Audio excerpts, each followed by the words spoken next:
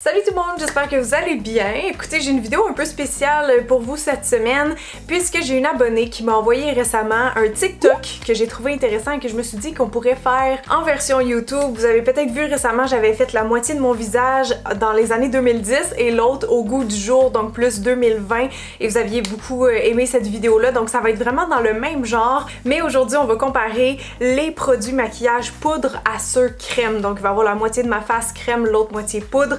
Et ça va me permettre de vous dire un peu c'est quoi mes produits préférés dans chaque catégorie. On va aussi en tester des nouveaux comme le fameux, la fameuse poudre infaillible, le fond de teint poudre de L'Oréal qui est sorti, qui a fait vraiment fureur justement sur TikTok.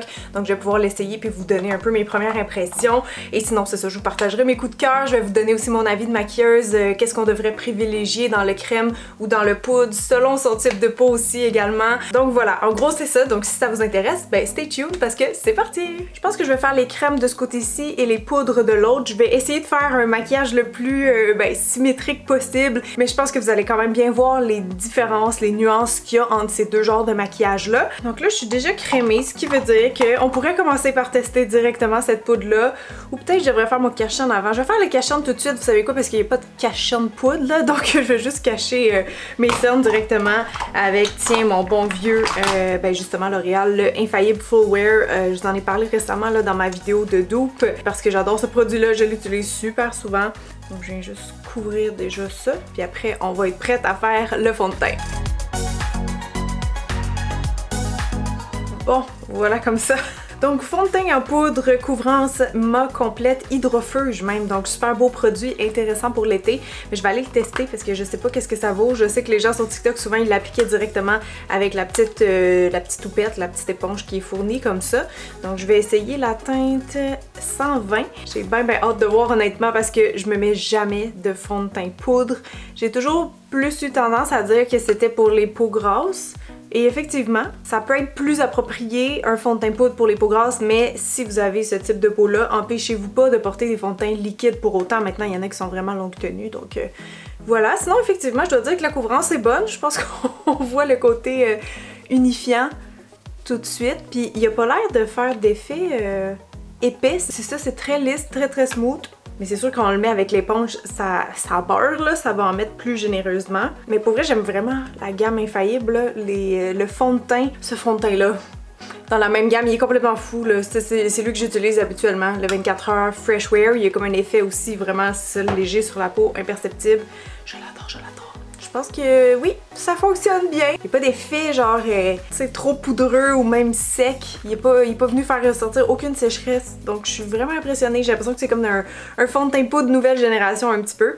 Donc parfait. De l'autre côté, j'ai beaucoup de fond de teint liquide ici. Là, si jamais on veut crème, c'est pas quelque chose que j'utilise fréquemment. J'ai celui de Make Up For Ever, le Ultra HD. Et ça, c'est très couvrant. Pour moi, là, tu sais, c'est le genre de produit que je me sers quand je fais mes maquillages de transformation, genre Celebrity. Là, sur Instagram, c'est ça que je prends. By the way, si vous me suivez pas sur Instagram, allez-y, je pose du contenu exclusif à chaque jour et chaque semaine. Bon, de ce côté-ci, je pense que je vais y aller pour ça. C'est un produit que j'adore vraiment ces temps-ci. Encore là, très utile pour l'été parce qu'il y a un FPS 45 dedans. C'est le petit nouveau de Estée Lauder, le Futurist Hydra Rescue.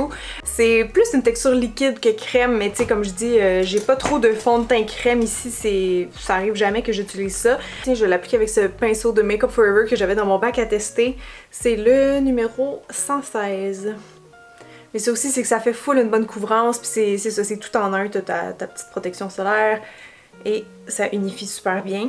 Ouais, je pense qu'on va bien voir aussi la différence entre les finis. Parce qu'il fait comme un beau fini naturel, mais tu sais, un peu glowy, genre. De mémoire, il sèche pas mat. Mais sinon, comme je disais tantôt, là, pour vrai, si vous avez une peau qui produit plus de sébum, vous êtes pas obligé là, de rester dans les fonds de teint poudre. Si jamais vous voulez quand même un petit effet de lumière, maintenant, il y en a des produits qui tiennent bien. Lui, sur moi, il tient très bien, malgré la chaleur ces temps-ci. Sinon, je suis très en retard, mais j'ai finalement testé le Double Wear de Estée Lauder, qui est comme un des meilleurs fonds de teint longue tenue là, que tout le monde aime. crème et je l'ai testé juste une fois et j'ai tripé ma vie.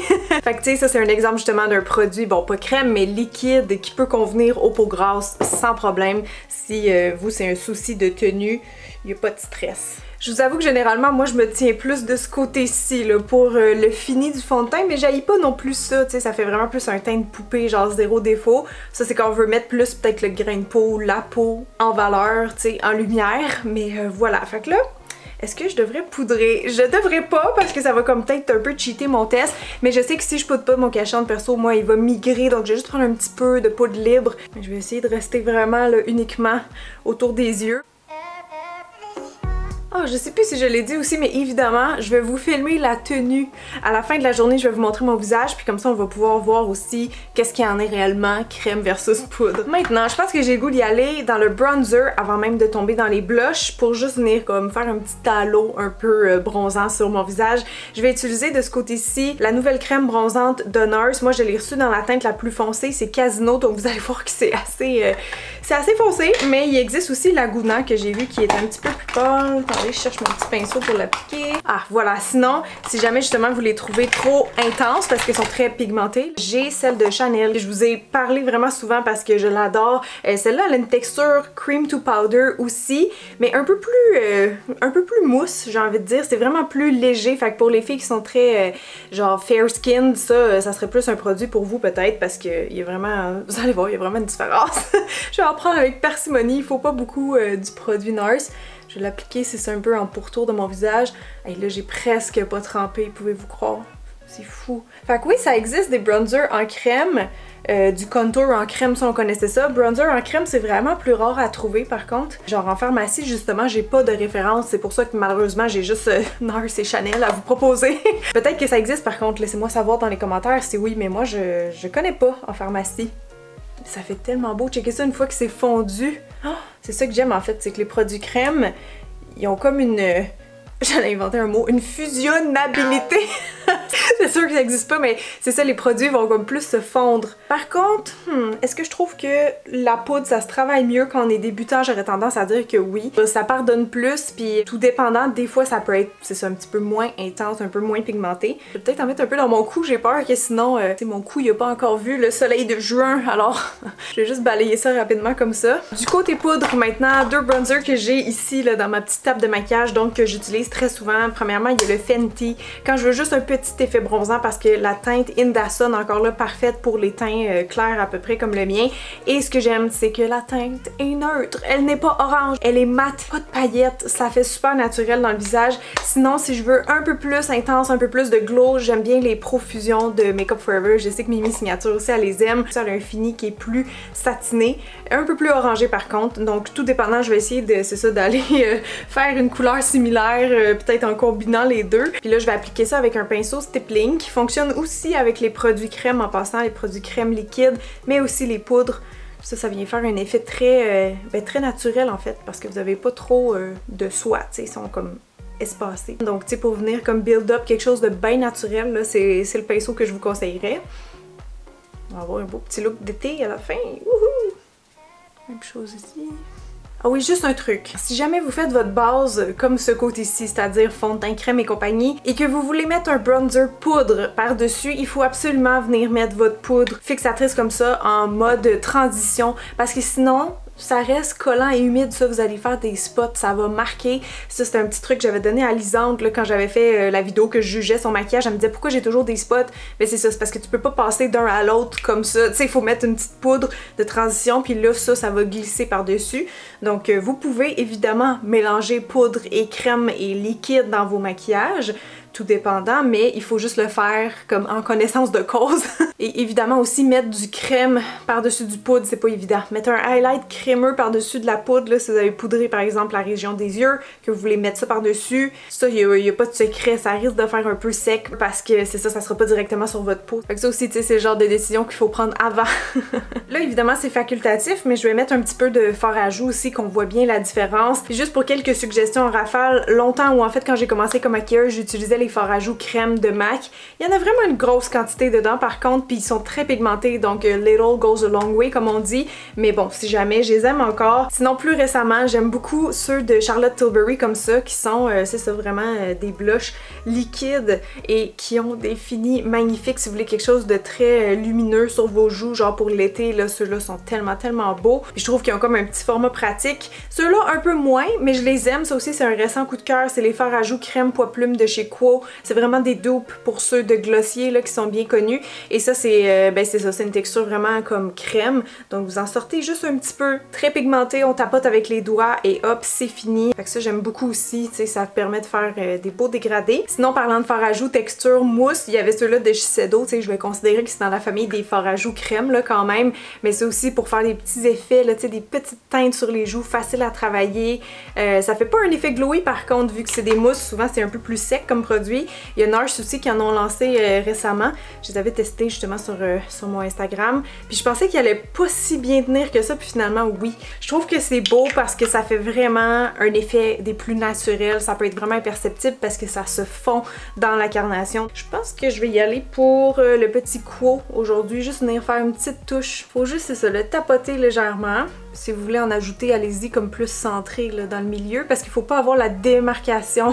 Faut vraiment toujours que le contour de votre blush il se fonde. Donc au besoin, tu sais, vous pouvez revenir même avec le pinceau fond de teint, juste venir comme estomper comme ceci. Comme ça, on le sent, le blush, mais on le voit pas, tu sais, c'est toujours ça un peu l'objectif. Puis ouais, clairement, je trouve que les blushs crème, c'est vraiment ceux qui donnent le plus l'impression d'être une couleur qui vient d'en dessous de la peau plutôt que par-dessus. De l'autre côté, dans mes blushs préférés, là, dans mon top 3, je dirais que les Primer Infused de Buxom sont tellement beaux, tellement pigmentés, ils ont des finis lumineux, sont sincèrement écœurants. C'est ça, ils ont tout le temps comme un petit shine dedans que je trouve vraiment intéressant. Par contre, ça sera peut-être pas exactement la même teinte, sinon moins cher en pharmacie, les Butter Blush, ça c'est le pot de pêche qui est vraiment... ça sent bon, ça sent la noix de coco, mais bien pigmenté lui aussi, très crémeux. Et sinon ceux de Charlotte Tilbury, les Cheek to Chic, je les aime vraiment beaucoup aussi. Ils sont comme 2 en 1 là, avec les couleurs, mais ça aussi c'est bien pigmenté et ça fait toujours un effet super bonne mine. Vous voyez, je viens comme le superposer au bronzer, donc juste un petit peu en haut, je le mets plus sur la pommette. J'ai hâte que vous me disiez à la fin quel côté vous préférez. Bon, fait que maintenant il nous reste les highlights. De ce côté-ci, je vais utiliser soit celui-là ou celui-là. En fait, c'est deux que j'aime beaucoup. Celui-là vient de chez Yves Rocher et il fait un effet similaire encore là à celui de Glossier. Attendez, j'ai la main pleine de swatch, je sais plus où vous montrer ça. Mais c'est qu'il fait un effet quand même naturel, tu sais, il fait un effet plus gras, je dirais, dans le visage que très scintillant. Mon Revlon, qui est comme toujours mon préféré en pharmacie, en stick comme ça, lui, il est plus... Oh, je manque de place. Il est plus nacré, tu sais, il est plus blanc, brillant. Ça paraît pas vraiment comme ça, je vous avoue, là, on voit plus la différence de teinte, mais je vais commencer par mettre le Yves Rocher dans mon visage, vous allez bien voir qu'est-ce que je veux dire. On peut l'appliquer directement puis estomper ou prendre avec le doigt, prendre avec un pinceau, peu importe. Je vais rester de ce côté-ci un peu de mon nez, même si d'habitude, il faudrait centrer ça sur l'os. Ça, les highlights en crème, day to day, j'en utilise moins parce que ça, il faut comme prévoir un peu dans son maquillage, comme je dis. Mais sinon, en photo, là, oh, c'est tellement beau. Puis ça, des fois, j'en mets aussi un peu dans le milieu du front. Je vais mettre un petit peu du Revlon par-dessus que vous voyez bien la différence, mais je vais vous zoomer avant, tu sais. On dirait que j'ai chaud, tu sais, ça fait pas un effet maquillé, c'est ça. Mais si je rajoute un petit peu du Revlon par-dessus... Bon, par contre, ça, j'ai hâte de voir tantôt parce que les highlights en crème comme ça, la tenue généralement est limitée. Il y en a certains que je connais qui vont sécher, tu sais, qui vont faire plus un effet cream to powder, mais la majorité, s'il fait très chaud comme en ce moment dehors, ça tiendra pas. Fait que voilà pour le côté glowy. De l'autre côté, pour avoir une teinte un peu similaire, j'irai avec celui-là de Makeup Revolution que je vous ai parlé aussi dans ma vidéo de dupe. Fait que je vais prendre avec mon petit pinceau Too Faced comme ça. Et juste venir, même chose, en haut du blush. Vous voyez, ça fait vraiment un effet frosty, mais on est dans le même range de couleurs. Fait que voyez-vous la différence? Le highlight poudre versus crème, je trouve qu'il y a vraiment une différence, mais on le voit plus de proche là, quand on est proche de quelqu'un. Il y en existe plein des highlight poudre qui sont vraiment beaux. C'est ce que j'utilise personnellement plus au quotidien, vu que c'est plus, vous avez vu, c'est pas mal plus vite à appliquer, plus simple. Mais par contre, souvent, pas toujours, mais souvent leur défaut, c'est que je trouve qu'ils font plus comme un effet un peu givré, frosty, là, tu sais, un peu trop scintillant. Ça va venir faire justement ressortir beaucoup la texture ici. Pour les sourcils, c'est vraiment rare que j'utilise ça, mais mais de mon côté crème, je vais utiliser le seul produit crémeux pour sourcils que j'ai, qu'on appelle en fait des pommades. Donc ça c'est le Build Brow de It Cosmetics, je l'ai en dark brown, j'en prends juste un peu parce que ça c'est très pigmenté, faut jamais en mettre beaucoup, c'est ça le secret si vous voulez arriver à faire un sourcil qui est pas trop artificiel, parce que c'est le genre de produit que c'est ça, tu peux vite te moffer parce que ça va, ça glisse beaucoup, puis de la pigmentation, ben ça n'a rien à voir avec genre une poudre, donc il faut y aller avec parcimonie. Vous voyez, je viens juste comme effleurer un petit peu partout, brosser, et après ça juste venir en rajouter où c'est nécessaire. Ce qui est le fun par contre avec les pommades, c'est que comme celle-ci par exemple, elle est waterproof, donc pour l'été, tu sais, si je vais me baigner, c'est sûr qu'une petite poudre ou un petit crayon, des fois léger, là, ça tiendra pas. Donc, j'aime bien utiliser ça à la place. Ça va me donner quelque chose de très longue tenue. De l'autre côté, la seule poudre à sourcils que j'ai en ce moment en stock et que je l'utilise encore, c'est celle que j'ai créée pour ma collection avec Studio Makeup. Et je sais que ça fait un petit bout, mais c'est de la poudre et de la poudre pour moi, ça expire pas rapidement. En tout cas, puis le packaging est tellement dégueu que je vais même pas vous montrer. Fait que prenez la poudre que vous voulez.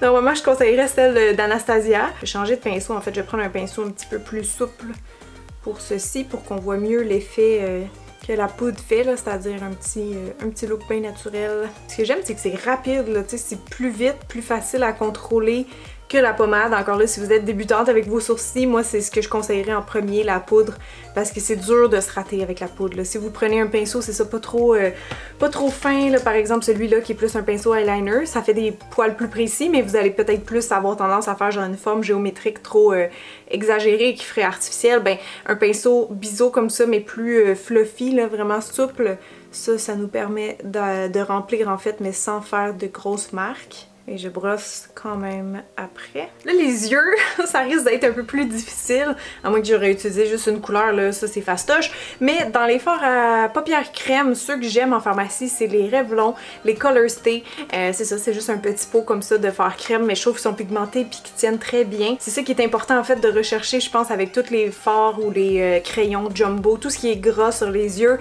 Il y en a qui font des super bels effets, mais qui malheureusement crease immédiatement quand on les porte, parce qu'ils sont pas longue tenue, donc ils vont rester avec un fini crémeux, ils vont pas sécher. Sinon il y a ceux d'Annabelle, donc les Annabelle Chrome, qui quand ils étaient sortis, ils me faisaient beaucoup penser à ceux de ce style-là, que j'aime aussi, qui ont des finis lumineux, incroyables, des textures en fait très belles au niveau des yeux. Entre autres cette couleur Kitten, j'en reviendrai jamais. Je l'adore, je la mettrai dans tous les maquillages. Ça fait un petit effet scintillant. Puis sinon des crayons jumbo, il y en a plusieurs que j'aime, mais là je pense que je vais commencer à faire un fond avec cette couleur-là de Laura Mercier. Donc ça c'est le Cocoa, c'est les Caviar Stick Eye Color qu'ils appellent. Je vais jouer un petit peu dans ces couleurs-là en fait parce que j'ai choisi cette palette-là de e.l.f. Les mini palettes comme ça, je trippe bien raide dessus. Comme vous savez sûrement, c'est les Bite Size Shadow. Donc ça c'est en couleur Truffles et c'est ça, j'ai un peu les mêmes couleurs dans le crème, donc je vais essayer d'aller reproduire un peu comme le brun que je me serais mis dans le creux de l'œil. C'est parti, ça va être un petit peu bizarre, mais on va y arriver. En fait, ceux de Laura Mercier sont ultra fondants, ultra gras, donc on pourrait faire genre quasiment, c'est ça, un maquillage complet juste avec ces produits-là. Je dis ça parce que souvent, c'est ça, on met comme, mettons, une couleur vedette crème, mettons du doré partout sur la paupière pour avoir vraiment un bel effet de lumière. C'est souvent comme ça qu'on pense à les utiliser et avec raison, je vous dirais, versus une ombre à paupières poudre, là, si des fois vous voulez juste un impact de couleur ou quelque chose de lumineux puis de super beau, moi j'aurais tendance à prendre une ombre à paupières liquide ou crème, mais on peut aussi les travailler de cette façon-là. Je vais juste en réappliquer un petit peu. Et on aurait pu le faire aussi, mettons, avec le bronzer crème de NARS que j'ai utilisé tantôt. Cette petite transition que je fais dans mon creux en ce moment. Je pense qu'on va le faire étape par étape pour les yeux, ok? Parce que sinon ça va être un petit peu mélangeant. Donc ici, normalement, j'irai directement avec le brun, qui est très similaire.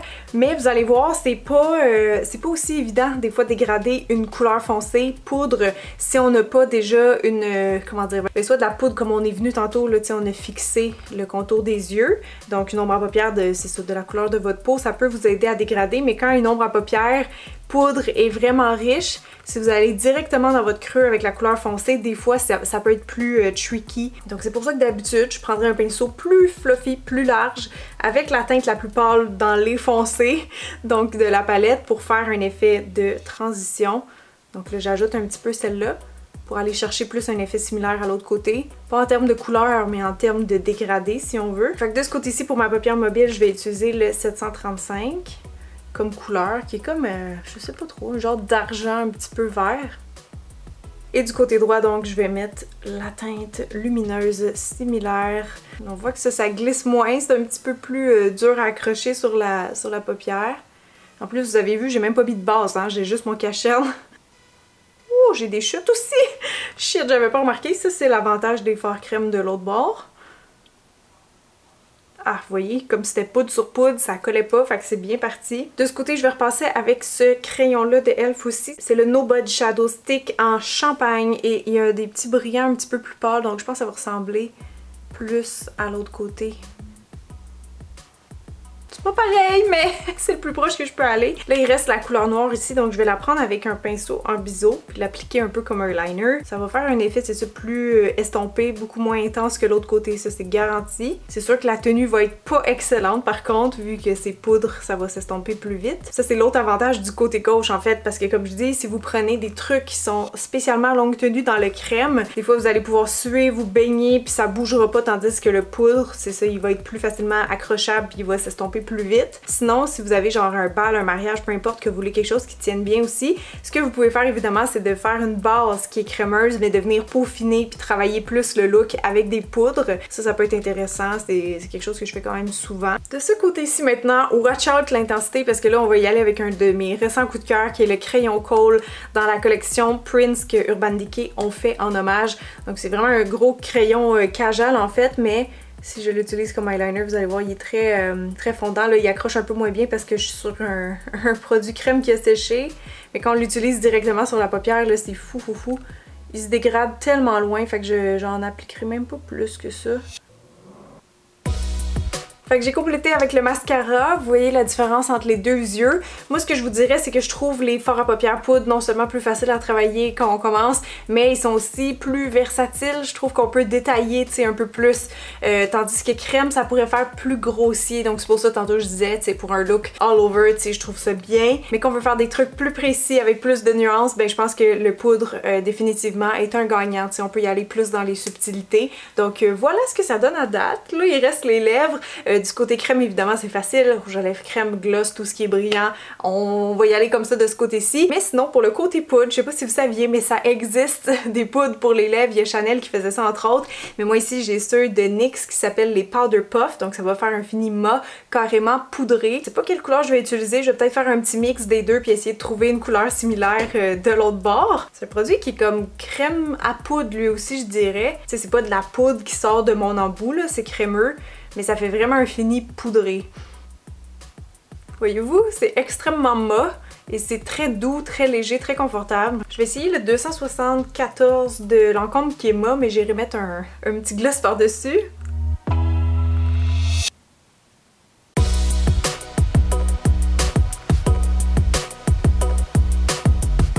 Oh! Mais la différence que ça fait! Ah! Fait que là, vous pouvez me dire quel côté vous préférez ou quelle section du visage vous préférez, mat versus brillant ou en tout cas plus crémeux. Drôlement, personnellement, je pense que j'aurais préféré de base le côté crémeux parce que ça, souvent, ça apporte un côté plus naturel, mais en même temps, il y a comme une autre intensité versus le poudre où ce que tout est plus soft focus, genre, je sais pas comment expliquer. Ça met plus en relief comme la texture de la peau. Donc il faut avoir idéalement une belle petite peau lisse hydratée en dessous de tout ça parce que sinon ça fera pas un très bel effet. Bon, je dirais aussi évidemment que ce côté-ci fait plus summer, genre ça fait un peu plus sexy parce qu'on dirait que j'ai chaud versus ici, tu sais, ça fait vraiment plus tous les jours classique. Ouais, fait que non, je trouvais ça intéressant à faire comme test là. Pour faire un test complet justement, il va falloir que je check la tenue ce soir. J'ai bien hâte de voir qu'est-ce qui va avoir tenu le plus.